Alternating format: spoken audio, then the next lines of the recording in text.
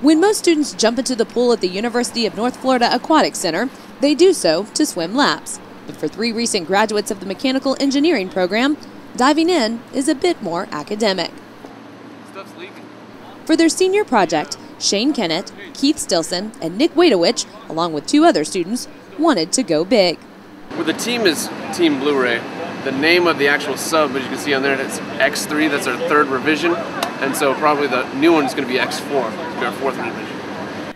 X3 is a submersible, remotely operated vehicle that was completely designed and built by Team Blu-ray to perform specific underwater tasks. The students really exceeded all of my expectations. The vehicle they built to do it is actually quite elegant and looks like a commercial product. They really did a superb job in both the design and actually building it. We have 2 different cameras. This one right here is a black and white that has night vision. You can see it anytime. And then our second camera is a color camera that can go in any direction we want. We got 360 degrees of rotation and 90 degrees of tilt. It has a temperature sensor. It has a hydrophone on it so it can locate underwater sounds. It has both a TV camera for a broad view and one focused at the manipulator arm for picking up small objects and moving them. Because we didn't want to build something that was off the shelf. We wanted to build something that was actually engineered by engineers.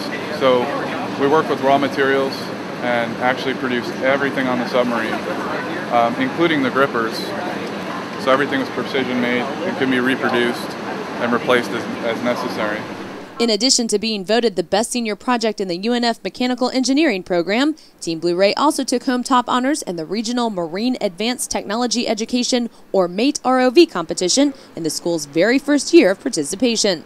The win qualified them for the international competition in Hawaii in late June, where they will perform a series of tasks related to a subsea volcano that is currently building in the Pacific Ocean. We have 4 different tasks we do for the competition in 15 minutes of time. And basically we have to pull this pin out and release this part, pick it up, take it over somewhere else, and then we have to go back and get a couple different parts, take some actual samples underwater, some temperature sensing. We have to pick up crustaceans, which are mimicked by little fishing lures, and just bring them back to the surface. Basically to mimic real-life tasks that have to be done by a company in Hawaii.